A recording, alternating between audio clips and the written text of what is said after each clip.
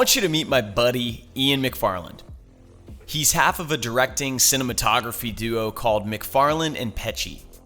Ian is not only a great dude and an absurdly talented director, shooter, and editor, but he's also, like myself, a metalhead.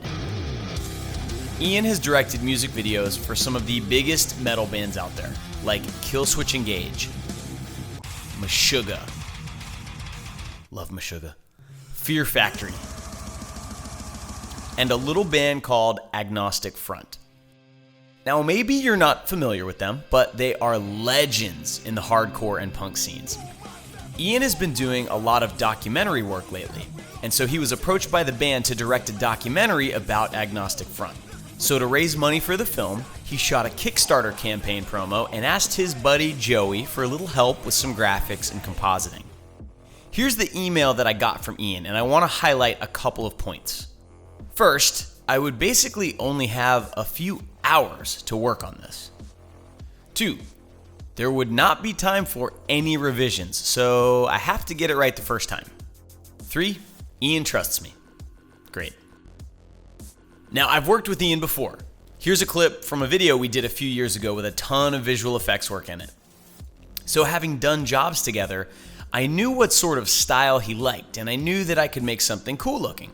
But with only a few hours of free time to actually dedicate to this, I had to be surgical.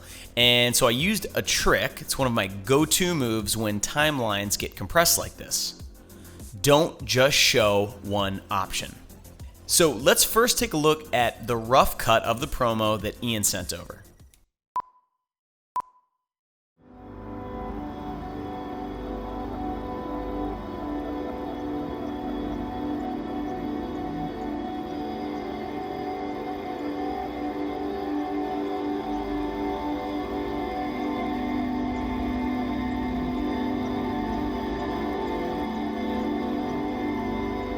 My name is Ian McFarland, and I'm directing the Godfathers of Hardcore.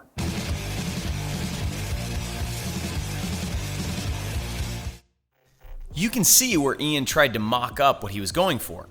He also sent over this poster that was going to accompany the film, and that's it. That's all I had to work with. So let's jump into After Effects and let's work our way through this together. So the first shot we're going to work on is this one, where we're going to put the logo on this wall. And if you look back at the reference, you can see kind of the mock-up that Ian did for me, just to kind of let me know what he was thinking. So the first thing we're going to need to do is get a track, so we can actually track the logo onto the wall. And you'll see here that, you know, the footage is moving. This is like a slightly handheld camera move, but it's not moving very much. And there's nothing over here to track. This is just a completely white wall. So unfortunately, we can't just do like a nice, easy mocha, planar track. So what I'm going to do is just kind of do my best. So let's double click on the shot so we can go into a footage viewer. I have my tracker open, and I'm just going to say track motion. And I'm going to zoom way in here. And what I'm going to try and do is track 2 points that are, on this surface somewhere. And I'm going to try and just get a position and rotation 2D track. And so I'm looking over here at this spot right here, and there's a lot of contrast there. So I think that'll be a decent track point. I expanded this inner box out a little bit because the feature that we're tracking is very small. Expanding this inner box a little bit, it's going to force the tracker to look for more pixels on each frame, which tends to give you a little bit more of a locked on result. This outer box, this is the search area, and since the shot is barely moving, I can make that pretty small. Okay, so now I'm going to select rotation, and I need a second track point. Now, I want to basically use this line here as a reference, this edge.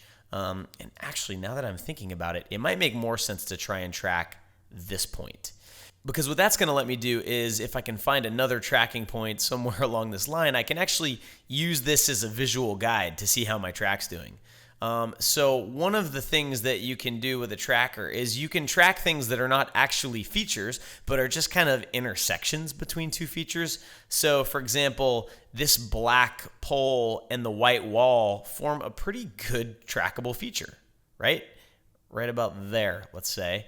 And, you can see that the line that's drawn between those two trackers, it lines up perfectly along that edge. And so this is going to give me a good visual representation of the success of my track. All right, so let's make this a little bit bigger and make the search area smaller.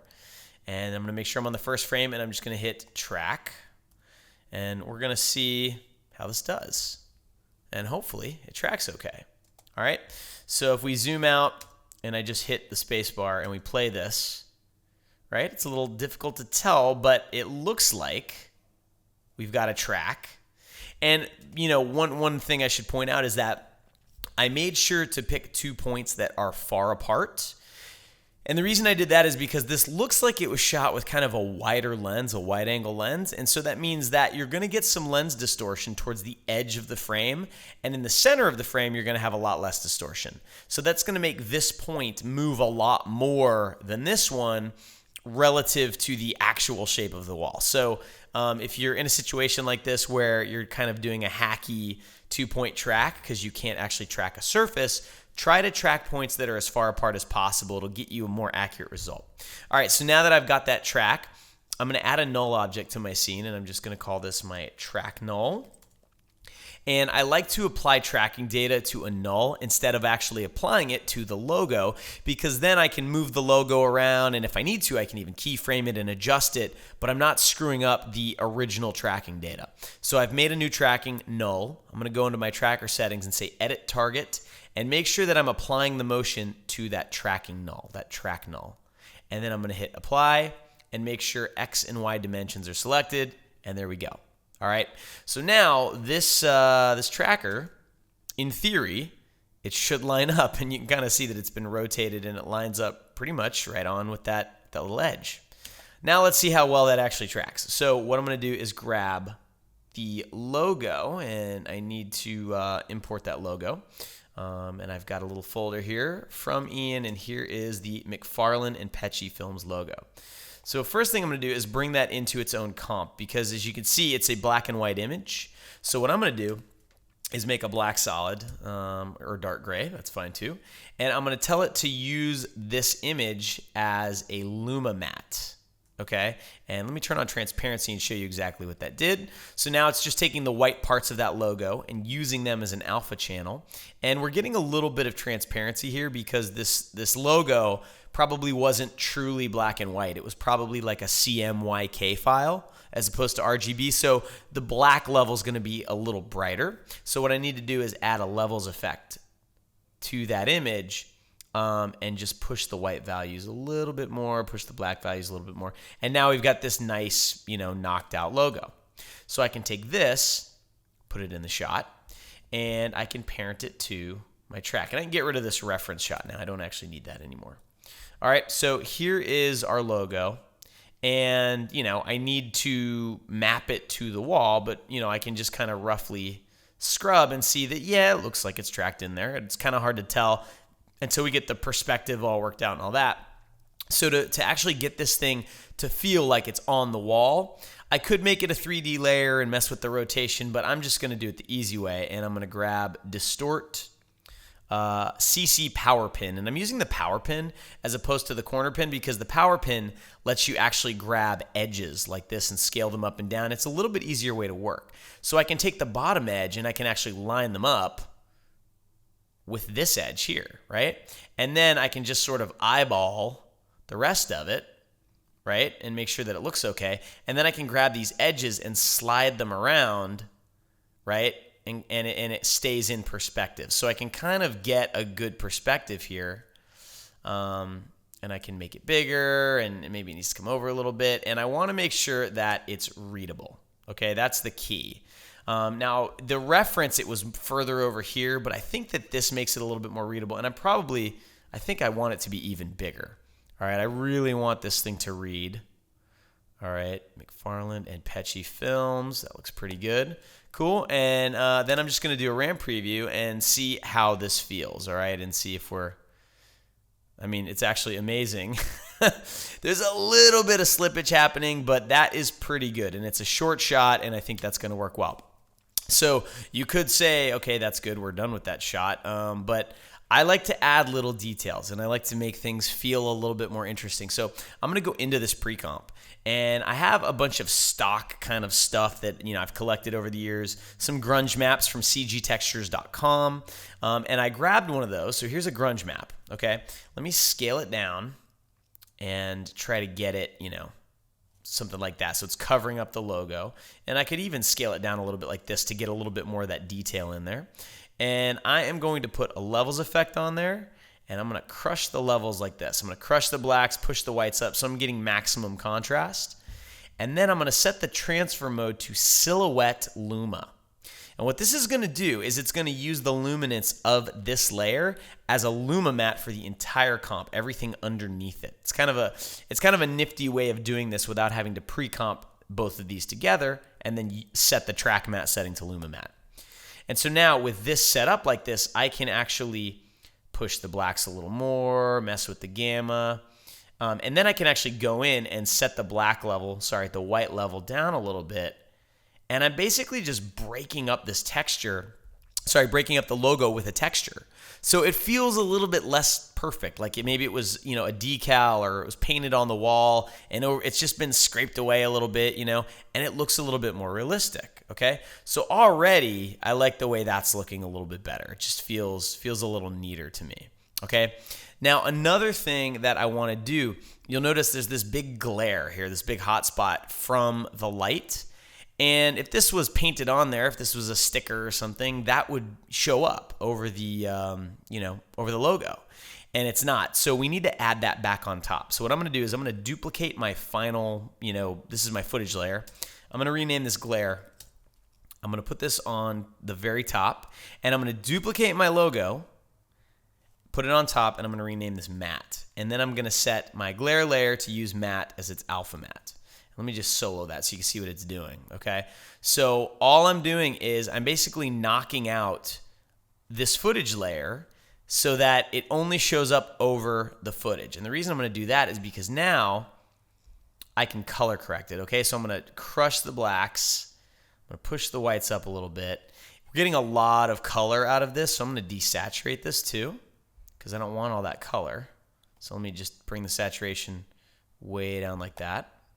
Okay, and then I'm going to unsolo this, and you'll see what it's doing, okay? And I could actually, let me change this mode to screen, okay? And I might even push this black a little further. And you'll see what it's doing. I'm basically taking the glare that was on the wall, and I'm color correcting it so only the brightest parts are visible, and then I could just adjust the opacity, and I'm just bringing back a little bit of that glare on the wall. And so now it really looks like that was, painted or like a decal or something on that wall, okay? And it really sticks on there kind of nice. Now, it's not perfect, but it's a short shot. There's really not a good, easy way, given, we have some pretty serious time constraints on this project. There's not a great way to get a good track without a ton of work. So this is going to be pretty much good enough. Now, let me show you... So this is definitely like good. This is one version. And actually I think I might, I want to make sure that this is really legible. So I'm going to bring that glare down a little bit. There we go. So this is good. And so I'm going to go ahead and go into my comps here. And let's see, of course I didn't name this correctly. So let me bring this down here. So I'm going to call this logo R1. Now this is great, but I'd like to try something a little extra. Two, one of my favorite things to do when I'm working for a client or anybody is give them options. It's just a smart thing to do. It generally ensures that your client's going to pick something rather than just try to figure out what they don't like about what you just showed them. So I'm going to duplicate this, and we're going to do another version. And what I thought would be cool, because there's movement down here, you see a person walking on the frame, you may not notice this. Because now it's composited on there, not perfectly, but it's fairly convincing. You may not even notice it. So I want to make sure you do notice it, right? Because this is the production company, and this is the director of this film. So what I want to do is make another version where this animates on, all right? And so here's how we're going to do that. So I've got this logo comp here, okay? And that comp lives here. And so what I'm going to do, I'm going to organize this a little bit better. I usually make a PC folder, stands for pre-comp. and I keep that in my comps folder. So I'm going to duplicate this, all right? And I'm going to call this animated, all right? And then in this animated comp, what I want to do is animate this on. And, this whole film, it's about, these guys that started this hardcore band. They are covered in tattoos. And so I like to kind of look around and see what else is already present in the material if I'm trying to come up with some sort of look for titles or something like that. And so ink, as cliche as that may be with motion graphics, ink sort of makes sense. And so I wanted to try and bring this on in some cool kind of organic inky way. I can't believe I just said organic. So what I'm going to do is I have a bunch of stock of ink, right? And you can find this stuff just about anywhere. Just Google ink footage and you can get it on Pond 5. I actually don't even remember where I got this. But so, for example, here's one of the shots. It's just a blob of ink that someone sort of dropped onto maybe some paper or onto some glass, and it's been color corrected a little bit, and it creates this very beautiful kind of effect, okay? And what you can do with that is you can take it, let's put it on top here, and what I need is for the ink to be white and the rest of it to be black, so I can use it as a matte. So I'm gonna go to Channel and invert my footage, and then I'm going to go to Levels, and I'm just gonna push the levels so that this actually turns fully white. And I can leave the black where it is. I may have to push it a little bit, but I think that's all I need. And if I then set the mode of this to Stencil Luma, then now what I can do is I can use this to reveal the logo, okay? Now, here's the problem. All right, let me set this back to normal. The problem we have is that this blob is not big enough, okay? It doesn't cover the logo. So I could scale it up, but when you scale it up, you're going to kind of blow out some of the detail, right? And you're going to lose some of these nice edges and stuff. And I don't want to do that. So here's what I'm going to do. I am going to set this to screen mode. And the reason I'm doing this, let's see here. So let me try. Let me actually set this to normal. Up, not dissolve, normal. Right? And I'm going to just turn it down like this. I'm turning the opacity way down.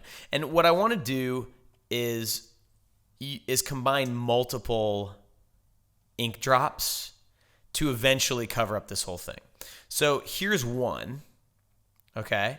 And then what I could do is I could just duplicate that, and let me see what happens if I set this to screen. I should be able to, there we go. All right, and then maybe this one, I could flop it, right? Like this, and I could rotate it like this, and stick it over here and offset it like 3 frames.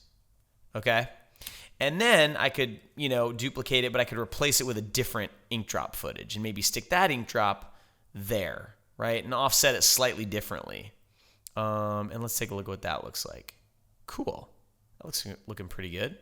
All right, and I can see there's a little gap down there that needs to be filled in. So I'm going to then offset and grab another clip and put this one down here. All right, and I basically just need to make sure that by the end, I've got the entire title covered up with these ink blotches.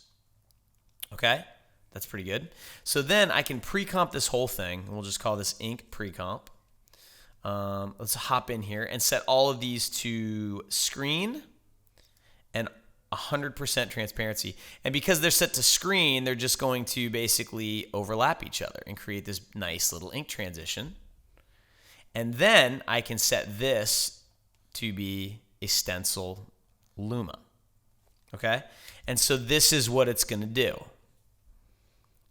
It's going to actually reveal this in this cool, inky, it looks really neat already. It's just kind of, this is a very old trick, but it works. It really looks cool.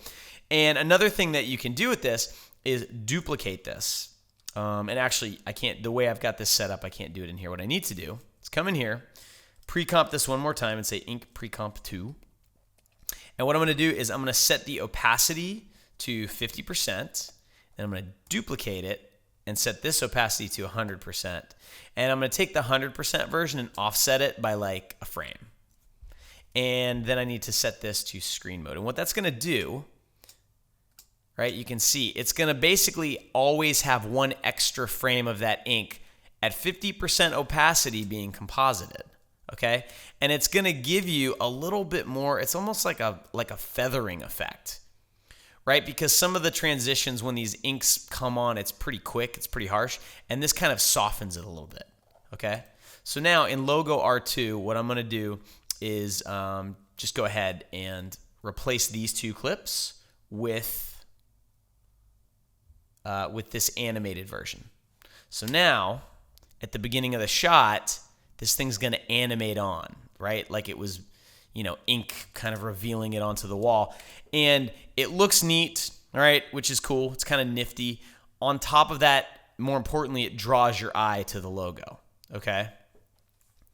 So it's just sort of an extra layer of, oh, okay, so this is like, this film has a little bit of production value behind it. Cool?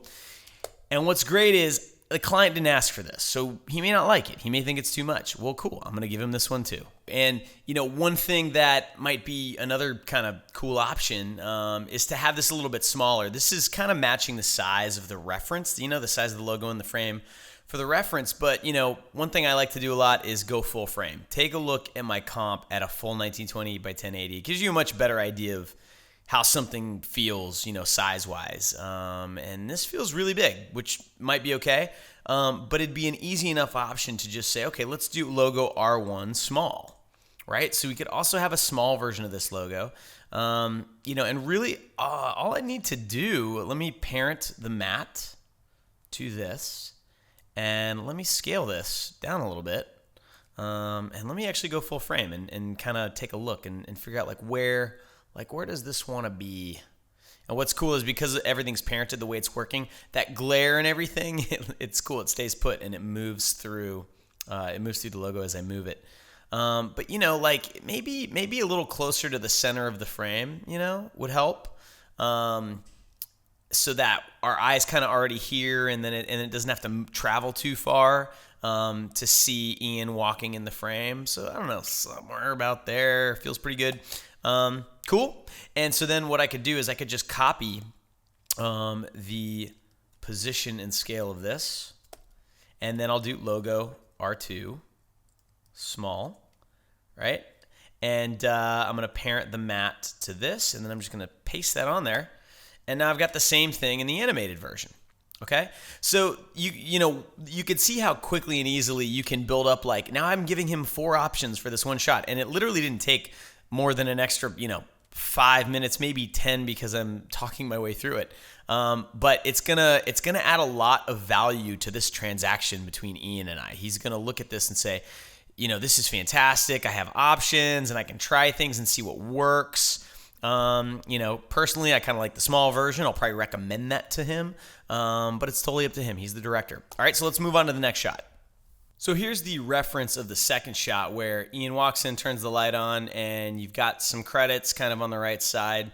And again, this was just reference kind of mocked up by the editor, Tony. And I like the idea of having, credits embedded in the environment like this. I think it's great.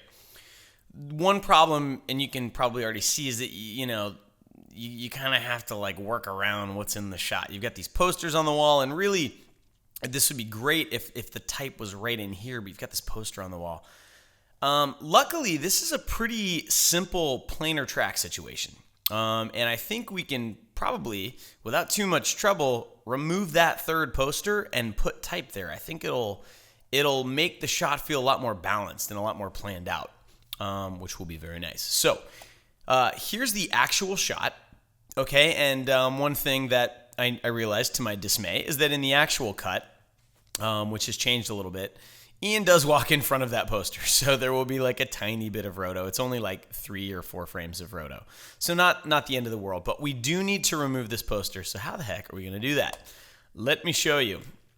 So we need to first get a good planar track on this shot, and we really only need it once the shot starts moving, which is, there.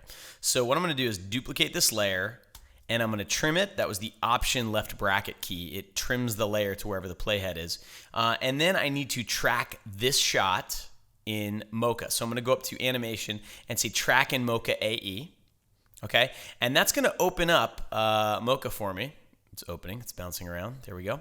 And so then I want to make sure that I have cache clip turned on. And I usually leave everything default, so that's good. Yes, we can overwrite. Cool. All right, and you can see there's an in and an out there. So that's the only part of the clip that's going to get cached. Okay, so we're not caching the beginning. We're only doing the part right before where the camera starts to move. Okay, and I'm going to have this loop like this. So what I'm going to do is just grab, basically an area like this. I mean, this is kind of perfect. You've got two perfectly rectangular things on the wall. This is going to be a very easy track for Mocha. I'm going to hit track,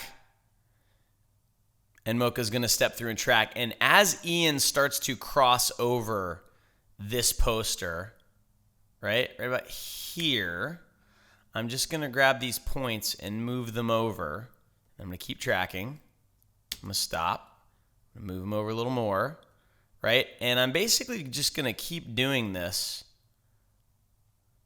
to ensure that we get a good, accurate track, but that we're not tracking Ian, okay? And this really doesn't take that much time. I wish there was a little bit more that we could track here. And that's really, these are like the last couple of frames. All right, and we're pretty much done.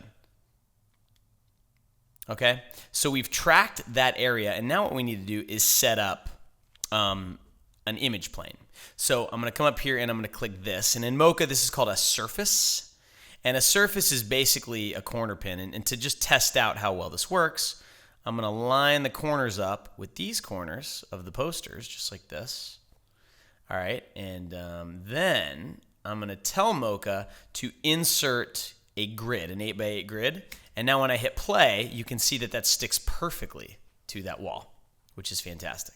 Okay, so the next step is I am going to be using this track kind of in two ways, actually. There's going to be sort of two separate tracks here. All right, and so what I'm going to do, let me rename this. Okay, so I'm going to be using this tracking information to track the type on the wall. All right, so that's going to be the first track. So let me go back to the first frame here, and I need to position this this corner pin a little bit more, I guess, in an area where the type's going to be. So let me just take this whole surface. I'm just going to move it over like this. So remember, we're going to remove the poster, and we're going to have something like this, right? And what I can do is insert a different type of clip, like a logo clip. So now I'll be able to tell, like, okay, am I stretching anything out that shouldn't be stretched out? And actually, now that I'm thinking about this is the beauty of the stream of consciousness type of teaching that we're doing here. So now that I'm thinking about this, there's a better way to approach this, a much better way. Okay, so here's what we're going to do. Ignore this. I'm going to turn this off. So let me try and explain what's going through my head right now. If I have a corner pin like this, right, and I want to corner pin some type to this, it's going to stretch out and distort my type. And I'm going to have to like jump through hoops to make sure that the type's not distorted and all that kind of stuff. And it's going to be kind of a pain. It's not really going to, it's possible, but it's going to be hard. Versus I could do something like this. I am going to go and click this button here. And what this is going to do, it's going to make the surface the entire size of the frame. It may not make sense why I'm doing this yet, okay? But when I hit play now, you'll see that now the entire frame distorts and sticks to the wall. Now, why is that important? Well, now all I need to do is paint a clean frame in Photoshop, and it will track perfectly to the wall. And then I can also place my type. Let me turn off this logo for a minute. I can also place my type in a 1920 by 1080 frame, and it will automatically look correct. It'll distort correctly, and I won't have to worry about squishing it or stretching it or doing anything unintentionally to it. So this technique, this little button here, this makes it possible to corner pin an entire frame, not just a piece of that frame. That makes it a lot easier in a lot of cases to place things or clean things up. It's very important that I note what frame this is. This is frame 348, okay? I need to remember that. So I'm going to leave this open for a minute, and I'm going to go back into After Effects, and I need to go to frame 348. And it's not 348 in my comp. It's 348 in this footage, okay? So let me actually scrub through here. And I want to view this in frames, but I'm seeing it in seconds. So I'm just going to go up to, I'm going to go File, Project Settings, and I'm going to change this to frames.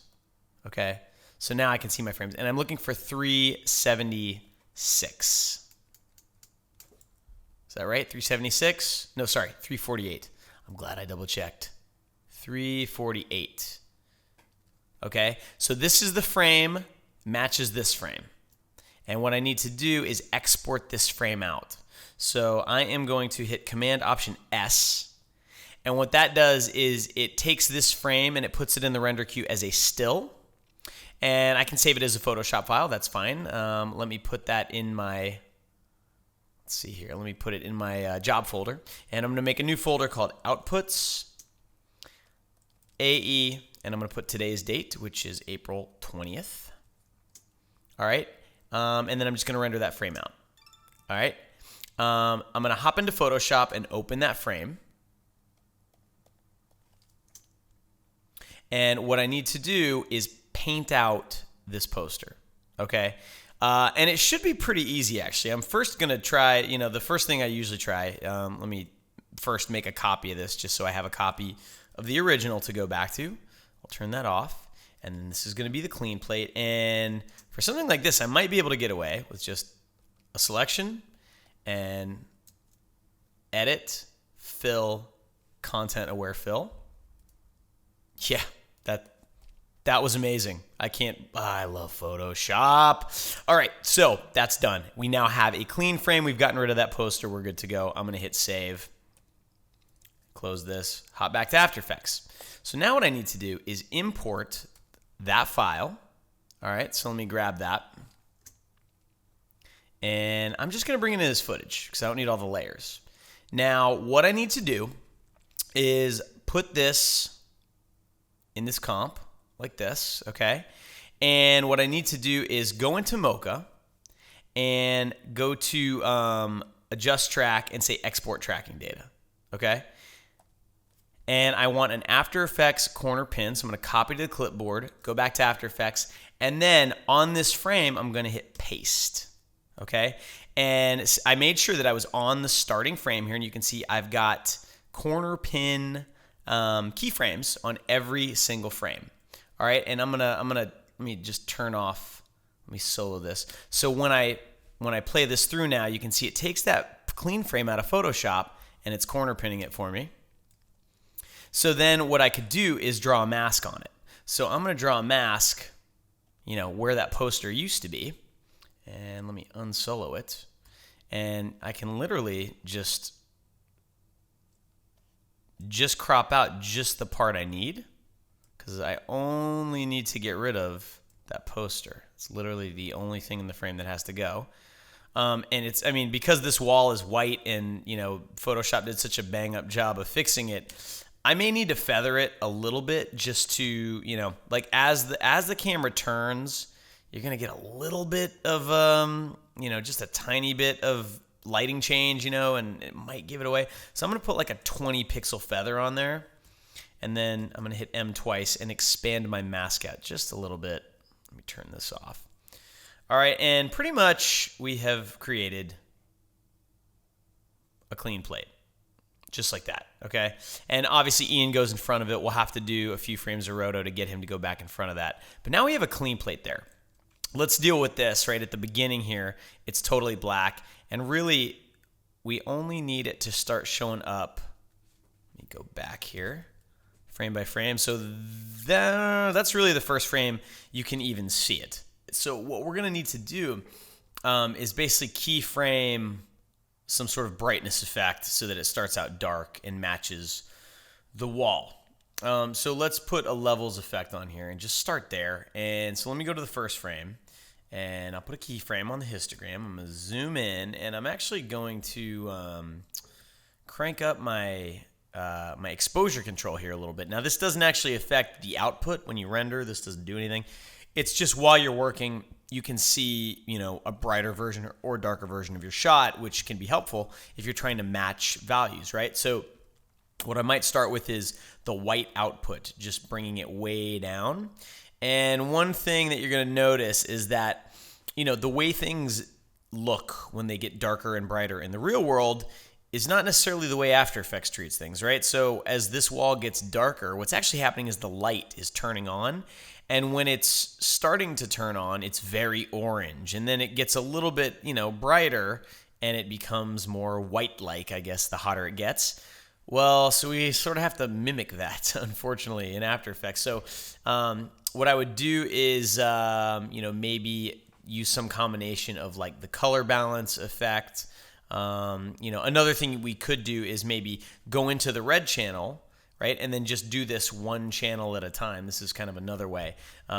So we could take a look at this and say, okay, well, let's get the red channel to sit in there. And then we'll get the green channel. And I'm just hitting option 1 for red, option 2 for green, option 3 for blue. And one at a time coming in here and just doing my best to match that color. And then we can go to blue, right? And blue needs to be a little darker too, just like that, okay?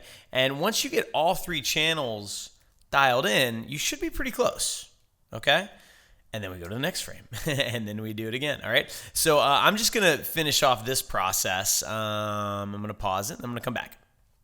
So what I've done is I've just gone frame by frame and adjusted the levels on every frame. And you can see, if you look really closely, you can see a little discoloration happening. But when we RAM preview this and just play it, and the audience is not expecting some sort of like effect to be happening here, I don't think you'll notice it, especially once we have some type there. So the next thing we need to do is lay out our type. And so what I'm going to do is just pull up my reference here. I'm going to turn on my reference, and let me turn off this layer here. And I just want to make sure that I get everything I'm supposed to get, right? So I'm just going to do this really quickly. And the font that we're using is called Keep Calm, right? And it's Keep Calm regular. So I'm going to do shot by, and let me put this up here so I can actually see it.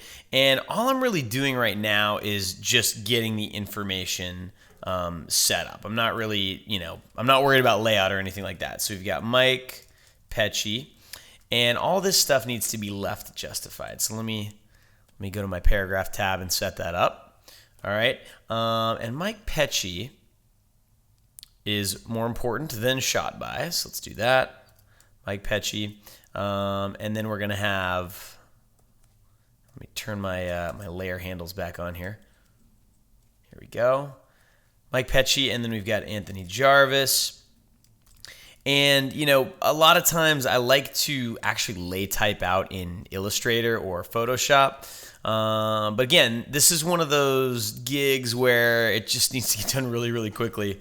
And unfortunately, we just don't have the luxury of time to spend a lot of time noodling around with, kerning and all that kind of stuff. So we're just going to do it all in After Effects. And just try and get, a good result really quickly. All right, so then we've got Tony Fernandez. Cool.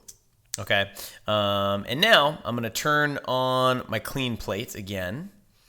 Let me turn off the reference, and let me lay these out, okay? And let's find like a good spot for them, right? So something like that looks pretty good. They're kind of aligned with the posters. I'm going to go full frame real quick because, again, when you're working in a smaller window, sometimes you might make the type too big because you're thinking, oh, this is a really, this is a small little frame here. I need to make sure I can read everything. Yeah, actually, the frame is bigger than you think, all right? So take a look at it.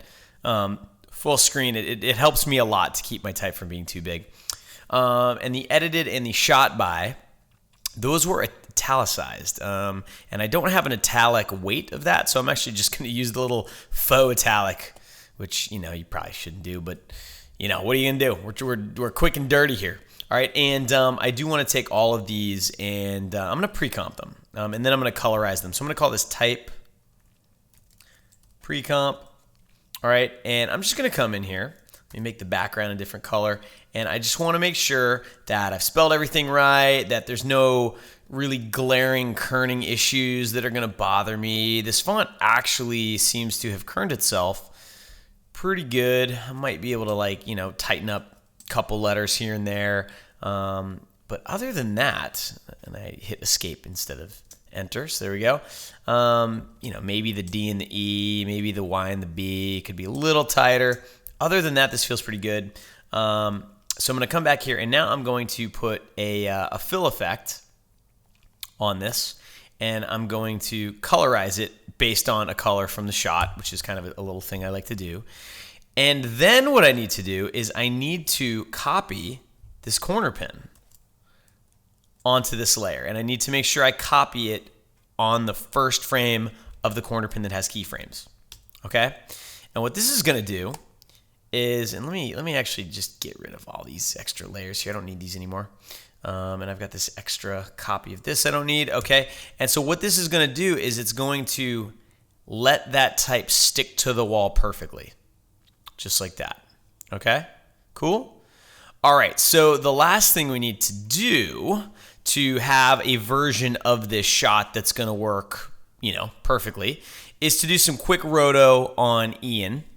And this is really, it's not going to be as bad as it could be, because it's literally one. So this frame, it's just like there's a little bit of maybe his key fob or something there. And then 1, 2, 3, 4, 5, 6. 6 frames. That's it. Okay. So not a lot. And it's, he's not moving that much. I might actually just be able to do this with paint, which is kind of a neat way to do it. So let's set that up. So what I'm going to do is I'm going to have a copy of this shot, which is going to be my paint roto. All right. And I only want that shot to exist as long as I need it, which is only these few frames. And let me close down some of these windows, because we're going to need a little bit more screen real estate here. And I'm going to move this roto layer up to the top, because it's going to be covering up everything. And so if we look at this, what I basically want to do is create an alpha channel for this roto layer that's only going to bring back the pieces of Ian that I need. And if I look right now, you can see I'm looking at the alpha channel. I hit Option 4 to show me the alpha channel. So the alpha channel is totally white. That means I'm seeing the entire frame. So the first thing I need to do is set this alpha channel to black. So I'm going to do that with a set matte effect. Set channels effect. And then I'm going to set the alpha channel to off. So that basically makes this layer invisible. Okay? So if I solo this, you can see there's nothing, right? You just see through it. What's cool is if I double click this now and I open up a layer browser. Okay, so this is a layer window, and then this is a comp window, and I have them open at the same time. What I can do is grab my paintbrush, and let me come over here and set my paint to alpha, single frame, so I'm only painting on the alpha channel, and everything else looks good. And so what's going to happen is if I paint over here like this, right? Over here, I'll be able to see the result, and I'm basically bringing back that part of my roto layer. All right, and so I'm in this mode here. So there's different modes. You can look just at your alpha channel, which does us no good. You can paint in this kind of weird mode where when you paint, it creates this pink line around your what you're painting. But this mode, the little red button, works a little bit better, and it lets you basically create like a little red overlay. And I can zoom into it, and I want to make my brush. I want the hardness to be 0%, and I may have to make it a little bit bigger. You can also do that by holding Command and clicking. And what this is going to let me do is paint with softness, right? And I can paint a little bit, and then I can kind of look, and I can turn this down quite a bit so I can really see what I'm painting on. And the footage is kind of dark, but so you can see now I've rotoed out that frame. I'll go to the next frame. I'll do the same thing. I just need to, again, just paint out his hand. And you can see because, the details are really small, and the shot's moving really quickly. Doing this with like a mask or something, it might actually take longer than just kind of doing it this way. And if I kind of screwed up here, I painted a little too much, I can just grab my eraser tool and come in here and just erase, right? And fix that. There you go. Now that frame's done. So there's only 6 of these frames to do, so this isn't actually going to take all that long to do. So I'm just going to pause it now, and I'm going to finish this up, and we'll come back when the roto's done. All right, so the roto's done, and I just used the paint effect and basically just frame by frame, just painted in just the parts of Ian that we needed. Didn't take too long. So let's take a look at this shot. All right, and light turns on. The type is there. And boom, right? So pretty cool. We removed the poster, we put the type in. Not that big of a deal. Now I do want to do the same thing I did before and actually pop into, make sure I have my arrow tool here. I want to go into the type and I want to put that same kind of texture on that I had on the logo shot. So let me pop into the logo and I'm just going to pop in here and grab my grunge map, right? And I'm going to copy it here and make sure that I extend it so it covers the entire comp. And it's already got a silhouette Luma on it. And I just need to position it over the type like this. And I think I have snap on. Let's see here. Which is why, oh, never mind. Snap to guides, there we go. That's why I was getting all that snapping. Oh, it's still snapping. I don't want it to.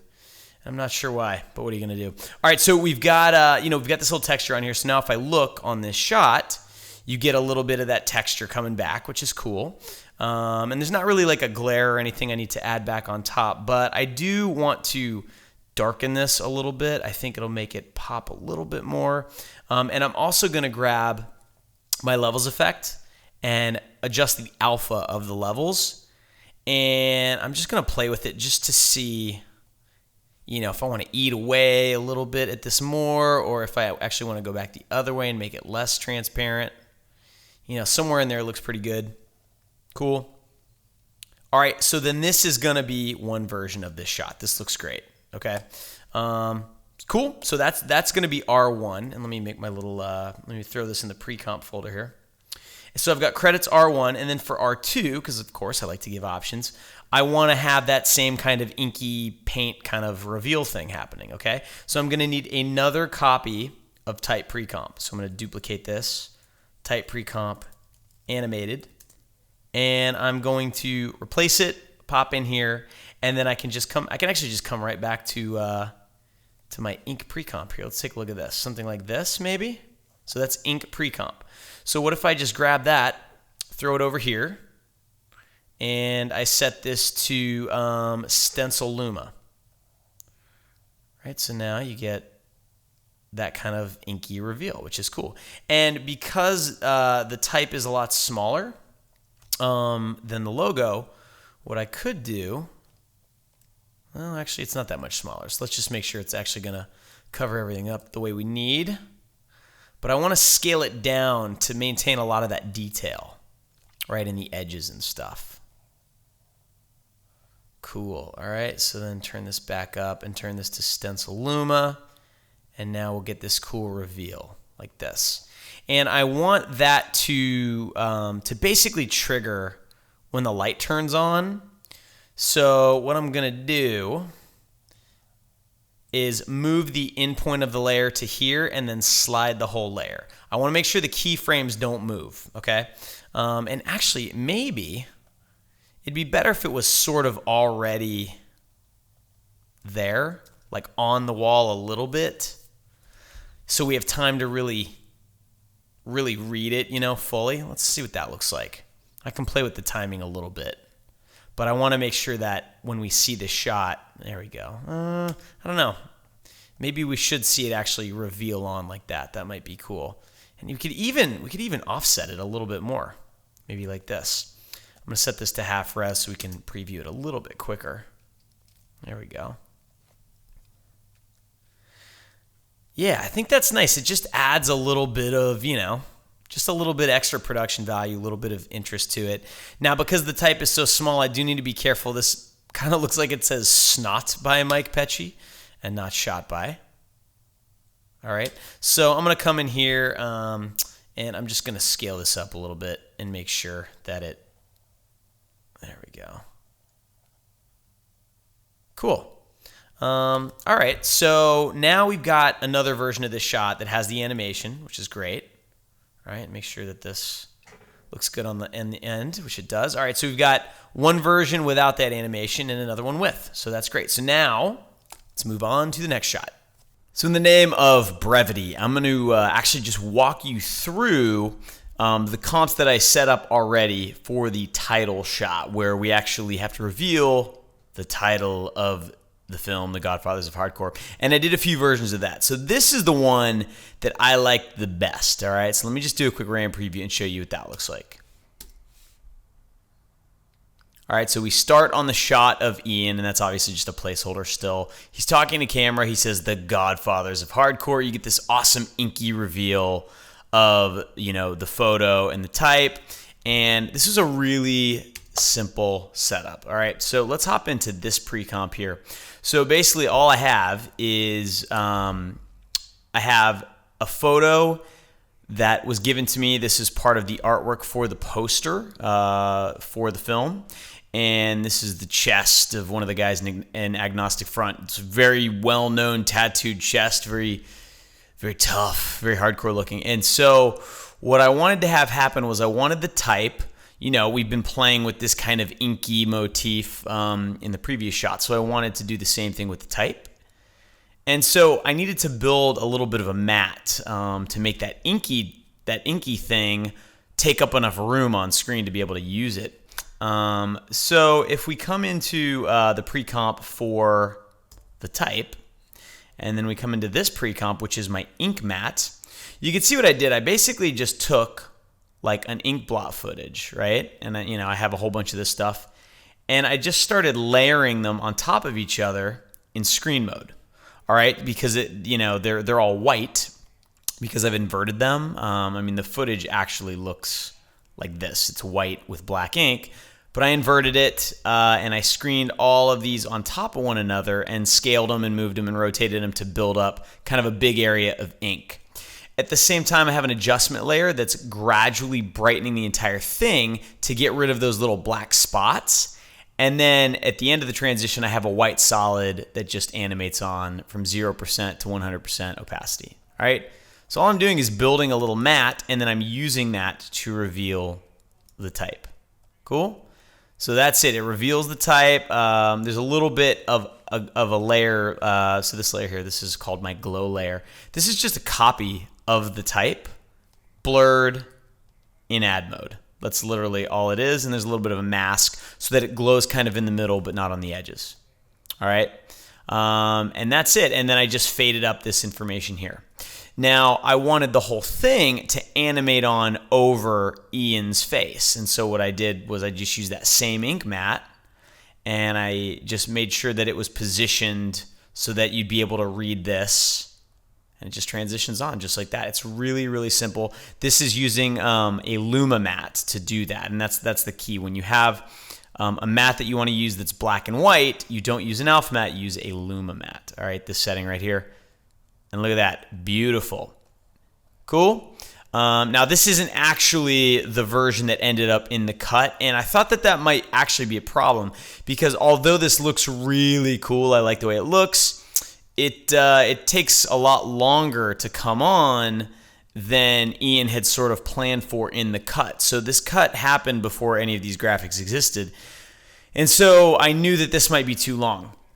So I did another version where I made it a lot simpler, and I basically just created a little bit of like a light burn that kind of cuts to this, okay? And the way I did that was really simple. I have a pack of these film burn clips, and all I did was add one over and then fade it out at the end, and that was it, all right? And so I literally just cut, boom, to this, and I think that's what ended up in the cut. Now, these colors that are in this film burn clip are really cool, but they're colors that are not really seen anywhere else in the piece. So I did another version, an alt version, where I desaturated the film burn. I just tinted it black and white, so that way, it would match the style of the documentary a little bit more. And I rendered these, when I gave these to Ian, I rendered them without this shot on, actually, because I knew he was probably going to need to color correct that. And I gave him instructions to add this clip on top of your shot And then once you get to this part, you can just cut and go to this full frame, and it will work perfectly for you. All right, and so I did a couple of other versions. So this was, right, here's another version of the title where the type doesn't come on separately. It comes on at the same time. I thought that might be a way to get this effect to actually work, because then you don't have to take extra time to wait for the type to reveal on. If you look at R3, right, it takes longer because the type is delayed before it comes on. I think it looks neat, but I think you really need an extra 2-3 seconds if you're going to use this title. And by the time I was brought into this, it was probably already too late. So that is why I ended up doing a simpler version for Ian, and that's a very, very smart thing to do. Even, as a motion graphics artist, it can like kill you a little bit. Like, this is the kind of stuff I like to do. It's really neat. It's really cool and interesting looking, but I knew it may not be what my client needed. All right. So I had to provide this alternate version that was simpler, and that's the one that ended up going in the cut, but that's okay. All right. Cool. So that was the title shot. And then the very last thing I needed to do was I was given this photo, of sort of the two main guys in the band from a long time ago. And, it was one of those things where it was like, oh, we need you to put a move on this still. Now, I literally had like 10, 15 minutes left at this point. I wasn't going to cut him out and do a full kind of 3D treatment of this. I just didn't have time. So what I did was I used one of my favorite plugins, Magic Bullet Looks. And I just built up a little bit of a look with some chromatic aberration, some lens distortion, stuff like that. And the lens distortion, I hit it pretty hard, okay? And if I RAM preview this, let me go to half res, and I'll do every other frame RAM preview. Look at the edge here. That lens distortion, what it does is it makes things move a lot faster at the edge of the frame than it does in the middle. And even though there is no parallax, there's no 3D in the scene, you sort of get a little bit of a 3D feel.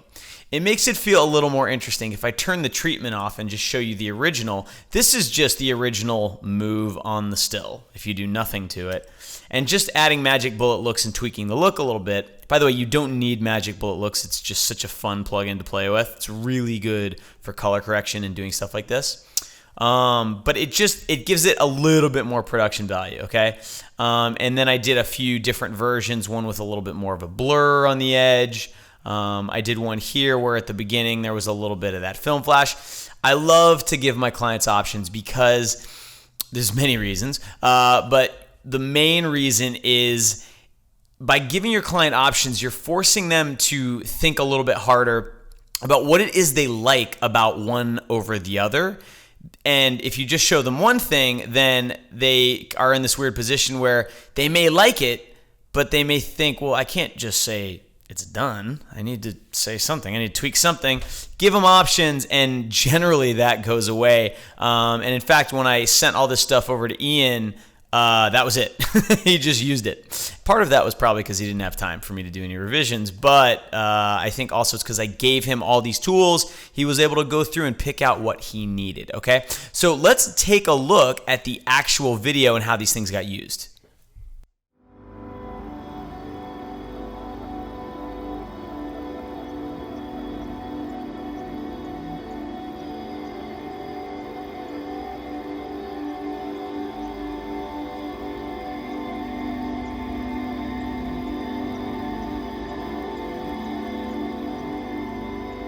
My name is Ian McFarland, and I'm directing the Godfathers of Hardcore.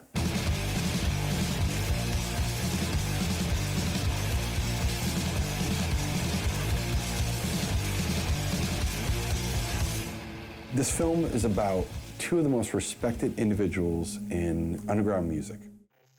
A few days after launching this promo video, the campaign got fully funded. $15,000 was the original goal, but now Ian has added stretch goals, and the rewards are really, really amazing, and they've raised even more money. So there you go. A successful project, and hopefully a semi-interesting lesson in using After Effects to very, very quickly make your client happy with no revisions.